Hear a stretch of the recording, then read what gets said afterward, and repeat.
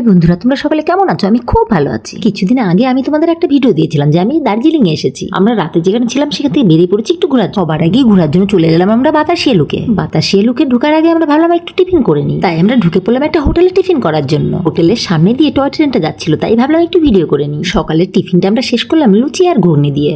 খাওয়া শেষ করে ঢুকে পড়লাম আমরা বাতাসিয়া লুকে। ওয়াও, কি সুন্দর চারিদিকটা, তাই না? আমাদের এখানে যে পরিমাণে গরম, এখানে গিয়ে আমার বেশ ভালোই লাগছিল। এখানের আবহাওয়াটা শুধু দেখো, চারপাশটায় কত রকমের রং বেরঙের ফুল ফুটে আছে। আমি কখনো টয় ট্রেনে উঠিনি, তাই একটা টয় ট্রেন দেখে ভাবলাম একটু উঠেই পড়ি। তাই টয় ট্রেনের ভিতরে উঠে একটু দেখেই নিলাম। দেখো জায়গাটা কত সুন্দর, তাই না? প্রত্যেকেরই ভালো লাগবে জানি। ফুল ভালো লাগে না এরকম কোনো লোকই নেই, তাই জায়গাটা প্রত্যেকেরই ভালো লাগবে জানি।